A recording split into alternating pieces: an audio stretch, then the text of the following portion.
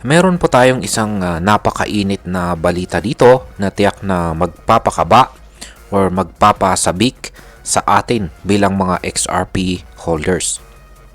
Ayon po sa isang kilalang analyst na kilala bilang Crypto Beast, malapit nang sumabog ang presyo ng XRP. At ang sabi po niya ay handa na raw ang mga holders na literal na mag-print ng pera. Ayan, mag-print ng pera. Ibig po sabihin yan ay kumita. Ayan, ng pera. Pero teka, hindi po ito tungkol sa scam or get rich quick scheme. Ito po ay base sa analysis. Ayan, analysis at parehong technical at saka fundamental analysis po yung basihan dyan. Kaya yan, sa video na ito ay himay-himayin po natin ng mabuti ang buong detalye ng forecast na ito. Alamin po natin kung bakit ganito kataas ang tiwala ng mga analyst kay XRP.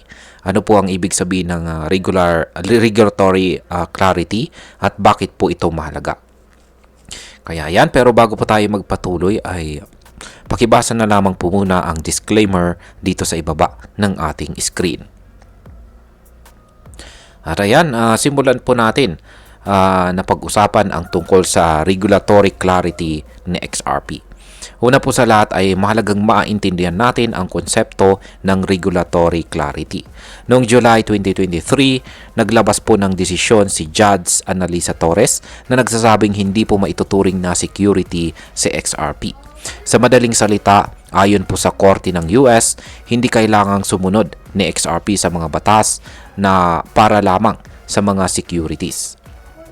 Kung ihahalin tulad po natin ito sa ibang mga crypto tulad ni Ethereum o Solana, may malaking kaibahan.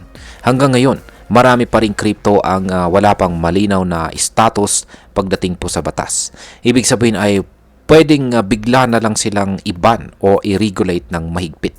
Pero sa XRP, malinaw na ang kanyang papel ay malinaw po ang kanyang papel sa mata ng batas. At ayon po kay Crypto Beast, hindi pa ito lubos na kinikilala ng market. Ngayon ay bakit sinasabi ng analyst na unpriced? Yan, unpriced pa.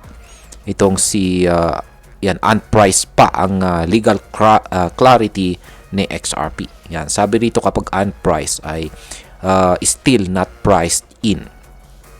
Kapag sinabi natin na unpriced, yan ang isang bagay, ibig sabihin niyan ay hindi pa ito nasasama or nababalanse sa kasalukuyang presyo ng asset. Para bang may magandang balita pero hindi pa naaapektuhan ang presyo. Yan po ang sinasabi ni Crypto Beast. Ayon sa kanya, kahit na may legal clarity na si XRP, hindi pa rin ito naiintindihan or napapansin ng karamihan sa market. Kaya raw kapag tuluyang naramdaman na ito ng mga investors, pwedeng magkaroon ng matinding pagsabog sa presyo.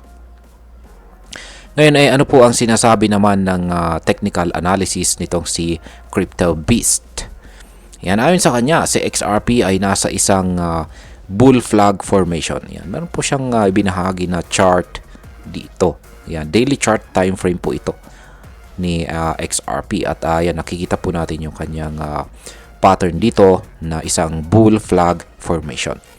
Para po sa mga hindi pamilyar, ang bull flag ay isang pattern kung saan ay may malakas na pag-akyat ng presyo na sinusundan ng consolidation or paghinga. Parang bandila. Yan, or watawat na may mahabang poste at lumaylay na tela.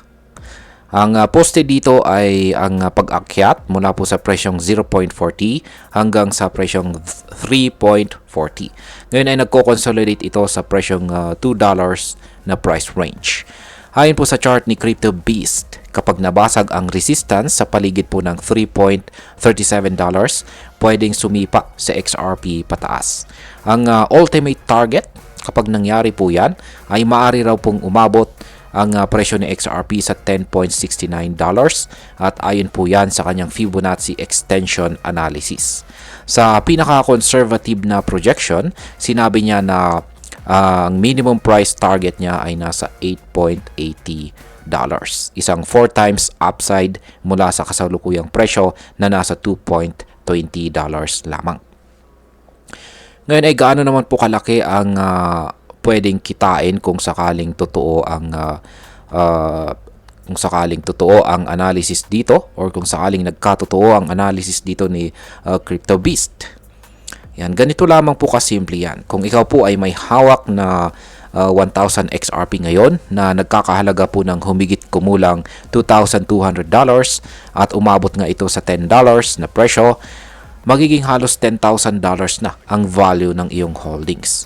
Kaya mula 120,000 pesos, magiging halos 550,000 pesos na yan. Isang halimaw na profit, lalo na kung matagal mo na itong hinahawakan. Ngayon ay ano naman po ang epekto nito sa buong crypto market?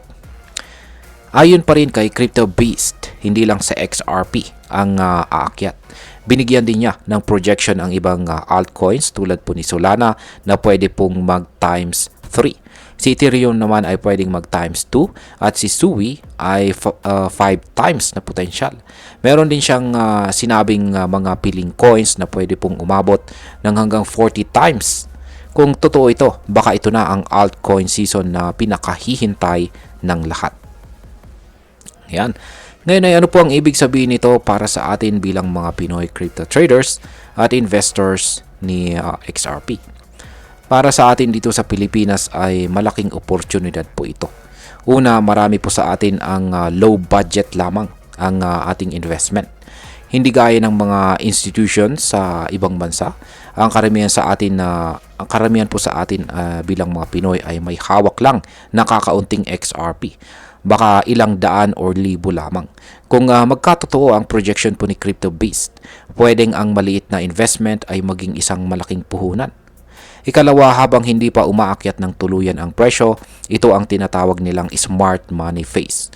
Yung panahon kung kailan pumapasok ang mga marunong na investors bago pa sumunod ang masa.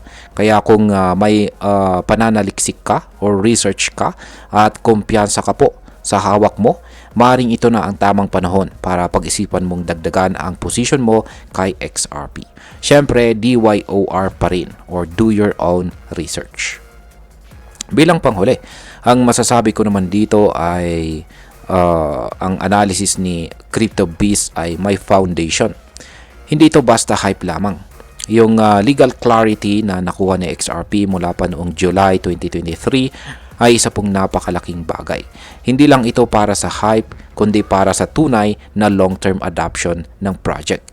Pero syempre, dapat nating tandaan na kahit gaano kaganda ang prediction, wala pong kasiguraduhan sa crypto.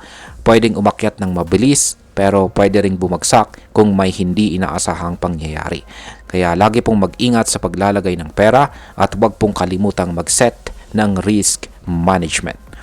At ayun, hanggang dito na lamang po tayo sa video na ito mga ka-crypto. Marami pong salamat sa panonood. Ingat po tayo lagi at God bless po sa ating lahat.